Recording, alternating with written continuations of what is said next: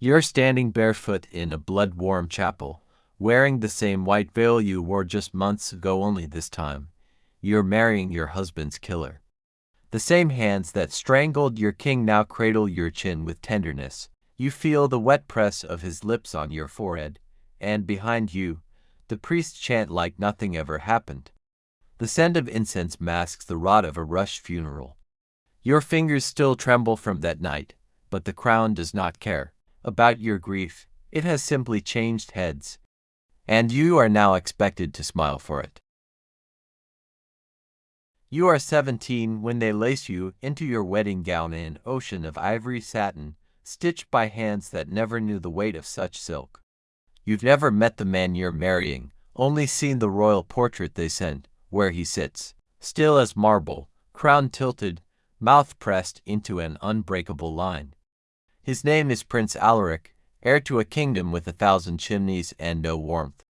You leave your homeland with a thin smile and cold hands. On the ship, you whisper prayers into the salt wind, not because you believe, but because there's nothing else to hold. When you arrive, the court erupts in ceremony. Trumpets, perfume, gold. You are paraded like a dove on a platter, fed sugared roses, draped in foreign jewels. No one asks what your heart wants. That night, he doesn't kiss you. He signs the marriage scroll, nods once, and turns to his counsel before the ink dries. In your shared bedchamber, he undresses in silence, eyes never meeting yours. When he lies beside you, it feels more like an obligation than desire. You do not cry, you do not speak, you simply learn to match his stillness. You are a bride, a symbol, a sealed alliance, and symbols don't weep off, but 2 days later, you meet the other one, Prince Corwin. The younger brother, the spare, his smile is too easy, his gaze too long. Where Alaric is stone, Corwin is fire. He bows low, kisses your hand with a softness that lingers, and says your name like a question he's dying to answer. At first, you avoid him, but he finds you. In gardens, in corridors, in the library, his fingers trail the spine of a book you were just reaching for. You tell yourself it's harmless. He's your brother-in-law, that's all. But when you look up from a banquet table and see him already watching, something stirs deep in your ribs. Not love, not yet, something older, something dangerous. You smile and hate yourself for it. The days pass with rehearsed smiles and endless protocol. You learn the rhythm of palace life, when to nod, when to curtsy, how to glide through a room without seeming real. You become fluent in silence. Prince Alaric remains a distant shadow, present at formal dinners, absent everywhere else. He speaks to you as he would a servant. You dine together with a table between you large enough to fit a small orchestra. When he does touch you, it is clinical. You count ceiling cracks to distract yourself. The court calls you serene. They do not see how serenity is forged by swallowing fear until it tastes like decorum. You start dreaming of storms. In one, you are running barefoot through the halls while invisible hands braid your hair too tightly to scream. But Corwin sees you. And worse, he understands what he sees. At a falconry event, you feel his gaze as sharply as the wind. When your falcon misses its mark, he steps beside you, close enough that his words are a whisper meant for no one else. They don't train them to fly. They train them not to escape. You turn to him. That smile again, gentle, poisoned. You should walk away. But something in you aches for recognition. Not adoration, not lust, just to be seen as human. And Corwin, with his reckless grace and sleepless eyes, makes you feel less alone. One afternoon, you're reading in the solarium when he walks in unannounced. You drop your book. He picks it up, opens it to the right page, and places it in your hands without a word. Then he leaves. Nothing happened, and yet everything did. You sleep with the book pressed to your chest. By now, you've memorized the hours when Alaric is away and Corwin wanders. You pretend not to notice the way your breath changes when he enters the room. You tell yourself, you are a queen, a wife, a loyal daughter of your homeland. You tell yourself, over and over, until your voice sounds like someone else's. Because deep down, you know this isn't about love. It's about the first taste of choice. Asterisk, the shift happens quietly, no grand confessions, no stolen kisses. Just glances that linger a heartbeat too long.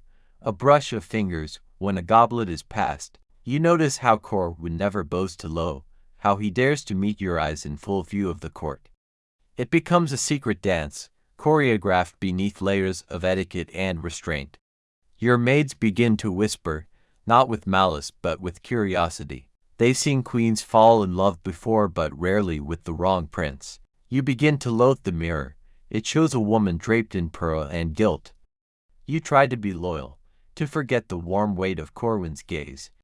But loyalty is easy when no one looks at you like you matter, and Alaric, ever the king in training, looks at you like a puzzle he's already solved.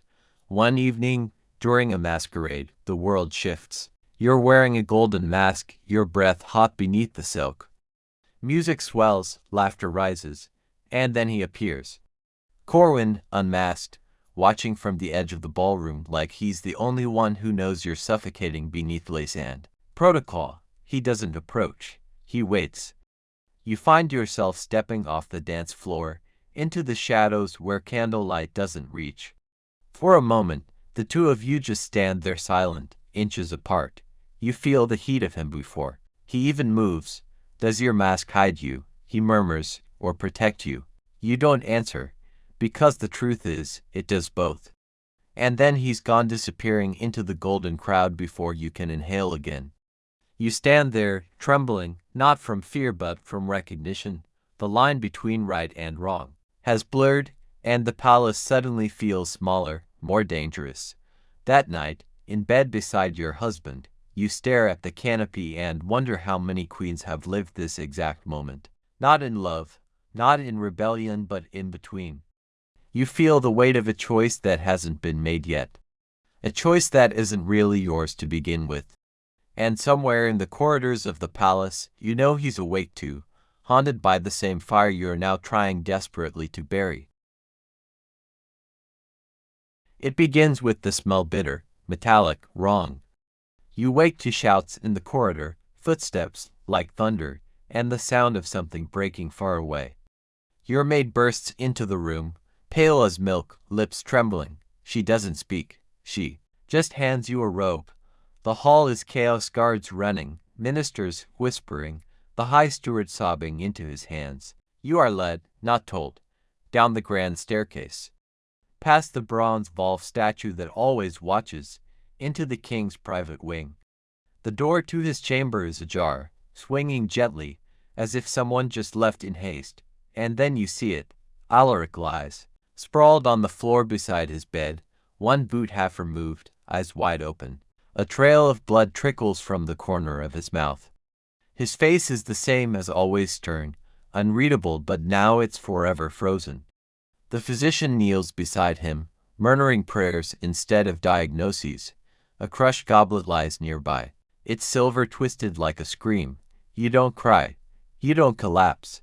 You simply stare, as if your mind hasn't caught up to your body yet.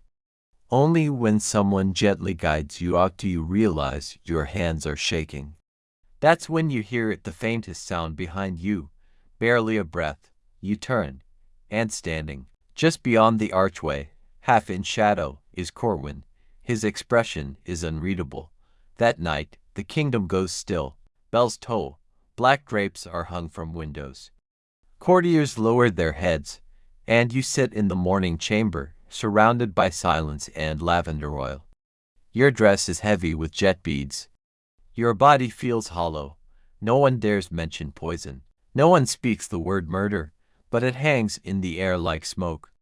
You begin to notice how quickly things move, how swiftly Corwin assumes the regency, how decisively he dismisses the old council, how calmly he wears the ring that was still on Alaric's hand that morning. You want to scream, you want to disappear, but queens do neither. So you fold your hands, close your mouth, and wait. Asterisk 3. Days after the funeral, he comes to you. Not as a grieving brother, not as a suitor, as a king. The corridors are still draped in black, The scent of smoke and myrrh clings to every chamber, and your skin still carries the imprint of mourning. Lace. He enters your room without knocking, dressed in simple black velvet, a gold chain at his throat. His eyes are softer than they should be. He does not sit. The court is unstable, he says, voice low, measured. There are whispers foreign, plots, internal threats. The people need continuity. He doesn't look at you when he says it. I need a queen they already trust. The implication is a dagger wrapped in silk. You, the widow. You, still in mourning for a man he may have killed. You feel the walls tilt around you. I need time, you manage to whisper. He finally turns to you, and for a moment, just a moment, you see something like guilt flicker in his eyes. Then it's gone. We don't have time. The wedding is arranged within the week. It is quieter than the first. No foreign emissaries, no grand feast, just a ceremony in the private chapel. You wear white again, the same veil, bleached anew. This time, the fabric feels heavier, as if it knows, as if it remembers. The same priest speaks the same vows, only now the names are different. You say them again, your voice barely audible, and this time there is no applause when it ends. Just silence, a silence that presses into your lungs like water. Corwin lifts your veil and kisses your forehead, and his touch is not cold, not unkind, but it burns. Not because he is cruel, but because he is careful. And in that care, you feel the full weight of control. That night, in your new bedchamber, his bedchamber, you lie beside a man who once made you feel alive. Now he makes you feel claimed, not taken by force, taken by necessity. The crown has changed hands, and you have changed with it. But no one has asked what you lost in the process. Not even him.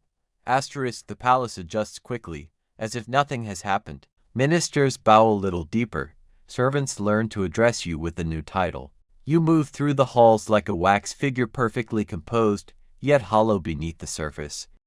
Each day begins with rituals, the morning prayer, the ceremonial breakfast, the list of audiences you must endure. Each night ends in a bed that is not yours, beside a man whose warmth you can no longer trust. Corwin does not force you. He does not hurt you, he simply expects you. And that expectation weighs more than any bruise could. You wonder if this is what power feels like for him. Not conquest, but possession. Not rage, but calm, calculated certainty. He brings you gifts, rare books, a carved ivory hairpin, a caged nightingale that sings only at dusk. He tells you that you're admired, that the people whisper your name. With reverence, he smiles when he says it, like he's offering you freedom. But you feel more bound than ever. Because now, you are not just his queen, you are his symbol, proof that the blood on his hands was not fratricide but fate. You start to notice how quickly your old life disappears. The tapestries you chose with Alaric are replaced. Your bridal portrait is taken down. Servants who once attended you vanish, quietly, replaced by newer, younger faces who never knew you as anything else. The past is being rewritten around you, embroidered in gold. You are praised, admired, displayed, but never heard. Your voice has become ceremonial, safe, predictable. And, yet, in the quietest hours, you still search his face. You look for the boy who once whispered poetry between banquets, who handed you a book without speaking, who stood at the edge of the ballroom and saw you when no one else did. But that boy is gone. In his place is a king who got everything he wanted, and you, the queen, are the prize that proves he was right. You lie awake long after he sleeps, listening to the nightingale in its cage. Its song is beautiful, but it only sings when the sun goes down. You begin to forget the sound of your own laughter. Each morning, your steps follow the same path: the royal garden, the perfumed corridors, the long corridor of mirrors where your reflection no longer startles you. You sit beside fountains carved with scenes of victory and virtue, surrounded by roses bred to never wilt. But nothing blooms for you, not really. The garden is vast, But you learn quickly there are guards stationed at every corner disguised as gardeners, falconers, scribes. No one says you're a prisoner, but you are never alone. Corwin has grown gentler in public, a king adored for his civility. When he walks with you through the royal courtyard, hand resting lightly over yours, the courtiers sigh as if watching a love story unfold. They do not see the code behind every glance, the unspoken rules buried beneath each gesture. You are to smile. You are to appear radiant. You are to be silent when spoken for. The people love their queen, they say, because she carries herself like a holy relic untouched, unbothered, divine. But they don't see the inside. They don't see the way your gowns are selected for you now, how your food is tasted in advance, not just for poison, but for appearance. They don't hear the way Corwin speaks to you in private, voice laced with honey and control. The people look to you. Don't make them uneasy. And so, you play the role. You learn to hold still when you want to scream. You perfect the art of breathing without drawing attention. But you do not forget Dodd in your dreams. You still walk through fire. You still see Alaric's eyes the morning he died.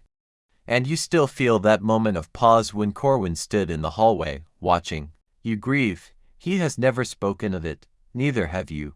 But it hangs between you, a truth without a name. Sometimes you sit beneath the marble arch in the East Garden, the one with the overgrown ivy no one trims, and press your hand to the stone like it might open. You imagine what it would feel like to disappear. But queens do not vanish. They only wither in silence, behind gilded gates, in gardens with no exits. Asterisk at night, the palace sleeps, but you remain awake listening to the sound of slippers on marble, to the wind groaning against stained glass, to the subtle, rhythmic creak of a guard shifting his weight outside your door. The world feels padded, muffled, distant. You lie beneath layers of velvet and embroidery, and still, you feel cold. Corwin slips into bed after the candles are blown out, always after. You pretend to sleep. Sometimes he reaches for you, not roughly, not forcefully, just a hand resting on your hip or your neck, like a brand, as if to remind you you're still his. He doesn't notice when you stop speaking at meals. He doesn't ask why your letters to your family grow shorter, thinner, more polite. You've learned how to exist beside him without breathing too deeply, how to speak without saying. You smile at the right moments, tilt your head in quiet deference, perform affection like a sacred rite. And in your silence, he believes you are content. Perhaps he wants to believe it. Perhaps he has to. But small rebellions bloom in the quiet corners. You begin to rewrite your prayers. Instead of asking for peace, you ask for change. You start lingering in places he cannot follow, among the laundresses, the kitchen women, the seamstresses who speak with their hands and do not bow every time they pass you. You listen, you remember, you begin to send small favors to the families of dismissed servants. No one questions if what queen doesn't have a generous heart, and yet, each act is deliberate, each gesture a reclaiming of something small, something yours. One morning, you find the caged nightingale silent.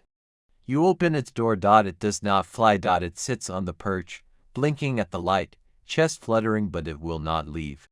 And you understand, then, that captivity can make even wings forget they were born to move. You leave the cage open anyway. You walk away without watching. Not because you don't care, but because you do. You know the bird must choose freedom for itself. And somewhere deep inside, you wonder if you still can. The palace begins to fear your silence. They don't say it aloud, of course not to your face, but you see it in the way the maids avert their eyes too quickly, how the noble women grow nervous when your expression doesn't shift on cue. You've become something else, less a queen, more a myth. Whispers trail behind you like a train. She never cries, she never laughs, she watches everything. They call it grace, but it's not grace, it's control. A control you have built out of necessity, brick by brick, with the same hands that used to reach out for tenderness. Corwin, too, begins to notice. He tries to draw you back with soft offerings, an evening ball in your honor, a garden fountain carved with your likeness, a book you once mentioned in passing. He studies your face when you receive them, searching for the girl you used to be, the one who blushed when he smiled. But she is gone. In her place is a woman carved from smoke and glass, still visible, still beautiful, but untouchable. When he kisses you now, it feels like a man pleading with a statue. One evening, after a dinner in which you barely spoke, he follows you to the east garden. The ivy is wild again, the marble arch is slick with dew. You used to look at me, he says softly, you keep your eyes on the sky. You used to see me, his voice cracks. I did this all for us. You finally turn to him. And for the first time, you say something real. There is no us when only one of us was free. The words hang there, raw and trembling. He doesn't respond. He doesn't argue. He simply stands there, as if the truth has finally arrived too late. When you return to your chambers, the nightingale is gone. The cage door still swings gently in the breeze. You smile not with joy, but with recognition. Even the smallest creature, held too long, will one day fly without warning. You wonder if anyone will ever realize the queen beside the king has already left. Grief does not disappear, it changes shape. It becomes something you carry in silence, like a locket pressed too hard against your skin. And now Alaric haunts everything, not with footsteps in the dark or whispers in the corridors, but with the simple fact of his absence. His portrait still hangs in the Hall of Kings, though the candle beneath it is no longer lit. You pass it daily, and every time, you feel something sharp rise in your chest. Guilt, memory, maybe even love, or the ghost of what love could have been, had time and power not hollowed him out. The court does not speak of him. It is dangerous to do so. The official story is illness, sudden, tragic, natural. But stories have edges, and in this palace, whispers are louder than truth. You hear them in the servants' quarters, in the hush that falls when you enter a room, in the careful glances exchanged behind fans. She married them both, they murmur. One she buried, the other she obeys. And always, there's a pause before the final thought. Or does she? Even Corwin seems unsettled by the weight of his brother's name. At banquets, he toasts to peace instead of legacy. In council, he avoids the wing Alaric once ruled from. At night, he dreams aloud soft murmurs you hear while lying beside him. Sometimes he says your name, sometimes Alaric's. You do not wake him. You let him wander in the fog he created. You have your own ghosts to feed. And then, one afternoon, a letter arrives unsigned, unsealed, written in a hand you don't recognize. It says only this: the crown may lie, but the dead do not. You burn it, not out of fear, but out of exhaustion. You are tired of being a shrine. Tired of carrying the dead while the living pretend nothing was lost. Still, that night, you wake suddenly. The wind has blown your chamber door open, and for a brief second, you swear you see someone standing in the threshold. But when you rise to look, there's nothing there, only the sound of your own heartbeat, echoing like footsteps down an empty hall. The court begins to shift around you. Not with violence, but with slow, surgical precision. New advisors, new banners, old names erased from the official record. Alaric's steward is quietly dismissed. The captain of his guard is found dead in a hunting accident no one saw. You recognize the pattern, not vengeance cleansing. The kind of rewriting only power can afford. Corwin's kingdom is being remade, and you, the queen, are to be the final seal on that illusion. Polished, composed, unbroken. But the truth lingers in strange places. One morning, while wandering the West Library, you find a journal tucked behind a false wall. Alaric's hand, unmistakable. Not letters of love, not secrets of state. Just pages filled with tightly written lines, observations, private anguish. Words like, she doesn't look at me, but I think she sees through everything. And later, he watches her too long. I wonder if he would rather have my crown or my wife. You closed the book with trembling hands. You had not known he noticed. You had not known he feared. You spend the next week walking through rooms like a ghost. You see things you didn't before, the way portraits of Corwin now outnumber all others, how the courtiers laugh just a little louder when he enters. You notice how people watch you not out of affection, but out of anticipation, as though waiting for the cracks to appear. You begin to feel less like a queen, more like a performance they all paid to witness. Corwin grows tense. He senses the distance, the cold that now radiates from you like a second skin. He accuses you, not with words, but with silence. Long stares across candlelit tables, a tightening of his jaw when you speak too softly. He asks you to host more feasts, wear brighter colors, smile more often. You oblige, but only on the surface, because inside, something is calcifying. You no longer flinch when your name is used like a title. You no longer ache for what once stirred your heart. You are becoming something else, harder, quieter, sharper. The palace thinks you are fading, but no. You are focusing. The rumors turn sharp. They no longer whisper about grief or forbidden glances. Now they say you bewitch them both. That your eyes carry poison. That your silence is not mourning but strategy. You become legend while still alive, wrapped in contradiction. To some, you are the cursed queen. To others, a seductress who played to brothers like pieces on a board. The truth, your truth, is quieter than all of that. It doesn't sing. It doesn't bite. It waits. Heavy, still, like breath before a scream. Corwin begins to fear your legend. He doesn't say it, but he starts appearing more in public with you, hand always gently on your lower back, his voice louder when he calls you beloved. You notice the new portraits painted to show harmony, a king and queen in unity. But the brush cannot erase tension. The painter cannot soften your gaze. You have become a woman no longer asking to be understood, and in that transformation, you become dangerous to those who need you to smile. One night, at a formal supper, a visiting noble makes a joke, something small, something cruel, a comment about marrying up the family tree. The laughter that follows is strained. You do not flinch. You lift your goblet. You drink. And when you place it down, you say, calmly, what a gift it is, to outlive cruelty long enough, to watch it grow old. The room goes still. The noble pales. Corwin stares at you, like you've spoken in a language he no longer understands. That night, he does not touch you. After that, they begin to leave you alone, not out of respect but uncertainty. You are no longer the girl they dressed in ivory and dreams. You are no longer the queen they shaped from lace and duty. You have become something they cannot predict, and power, they've always known, lies not in the crown, but in the silence of the one who could destroy it, and chooses not to. Not yet. Beneath your bed, Alaric's journal remains untouched, but you no longer open it. The dead have said what they needed to. Now, the living must answer.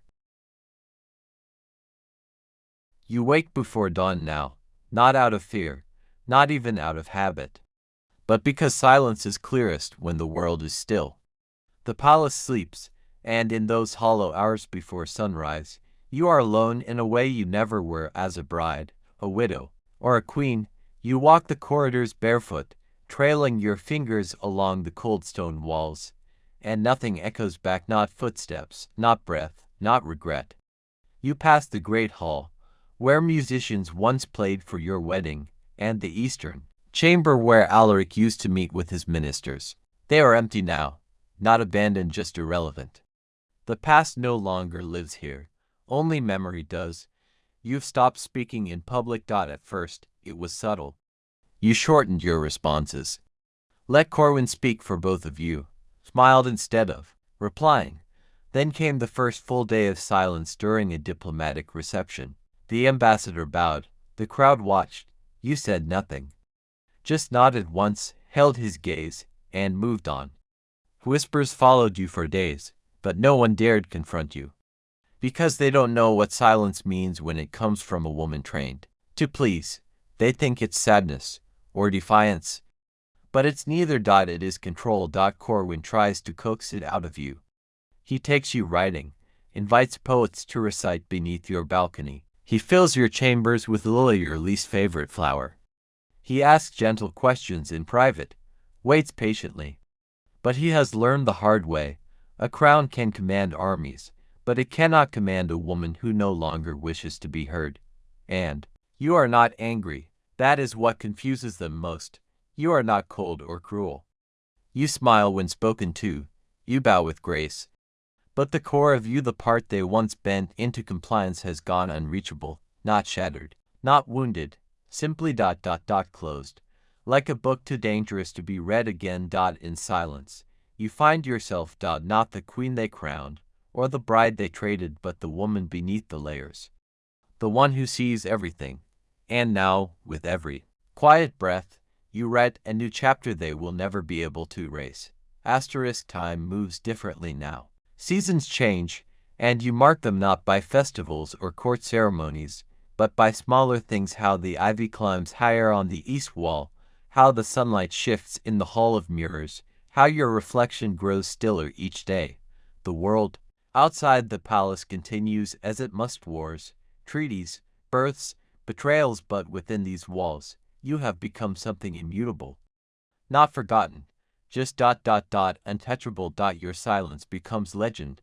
The nobility start calling you the quiet queen. Poets write verses about your stillness, some worshipful, some fearful. They imagine reasons, a curse, divine communion, heartbreak beyond words. None are true, but none are entirely false either. Silence, you've learned, is not emptiness. It's a language few understand, and it speaks louder than screams. Corwin continues his reign with elegance. On the surface, he is beloved, efficient, diplomatic, adored. But in private, his frustration curdles. He begins to pace more often, to drink late into the night. He watches you the way a child watches a locked door, not because he needs what's behind it, but because he cannot stand not knowing. Say something, he whispers once under his breath, after a formal dinner. His hand on your wrist tightens briefly, just enough for the silence to press back like a wall. You do not flinch. You simply look at him, steady, composed, distant. And when he lets go, it is not your hand that shakes. It is his. You no longer fear the system. You have outlived its expectations. You have become something beyond use. Servants take to copying your mannerisms. Daughters of lords begin wearing your style of dress, severe lines, muted tones. You watch them from the high balcony, quiet as the wind. They do not know what they are imitating. They think it's fashion, but you know it is survival distilled into posture and poise. You do not seek revenge. You do not plan rebellion. You simply refuse to disappear. And in doing so, you become the one thing they cannot remove, cannot punish, cannot replace: a queen who needs nothing from them, not love, not approval, not even words. Years pass, quietly, softly, like dust gathering on stone. You are still young, but time has carved its initials into your gaze. You walk slower now, not from age, but from certainty. Every movement is deliberate, every silence a statement. You no longer look behind you, not because you have forgotten, but because you've accepted that some ghosts walk beside you forever. Corwin, too, changes. The fire in him fades. His hair grays at the temples. His voice lowers in court. He rules well, but without glory. His victories are efficient, never beloved. And no matter what he builds, no matter how many statues are raised, the shadow of how he began never quite leaves him. He knows it, and you know he knows it. In the rare moments when your eyes meet across the dining table, there is no rage left, only recognition. You are both chosen by power, and both reshaped by it, but only one of you survived it with your soul intact. On the anniversary of Alaric's death, Corwin locks himself in the cathedral for a full day. You do not follow. You light no candle. That chapter has ended, and you no longer read pages you didn't write. One morning, the palace wakes to find your rooms empty. Not ransacked, not fled, just unoccupied. Your gowns still hang in the wardrobe. Your books are stacked neatly on the shelves. Your comb rests beside the mirror. The queen is gone but not missing. You left no note, no message, only a sealed envelope on your pillow, addressed not to Corwin, but to the people. Inside, a single sentence. When the world taught me silence, I learned how to listen to myself. They search for you, of course, but not too hard.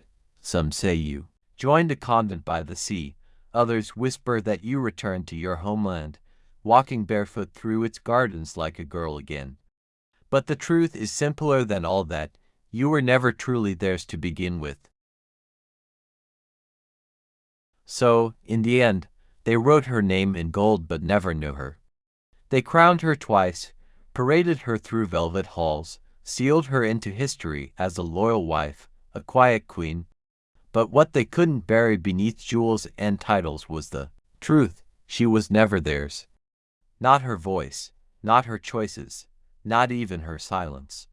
What they mistook for submission was something else entirely, resistance shaped like stillness. A rebellion too quiet to hear, too powerful to stop, because sometimes power doesn't roar. It doesn't scream, or strike, or burn. Sometimes it simply leaves. And in doing so, it breaks every chain that ever pretended to be love. So now, you must ask yourself, how many women in history were never heard because they never screamed? How many queens survived not by fighting the system, but by vanishing from it? And how many of us are still learning the difference between being seen and being owned? If this story stirred something in you, if her silence spoke louder than words, then let it echo. Share it, comment, subscribe. Tell us what you heard in her silence. Because the world has enough noise, but it's time we start listening.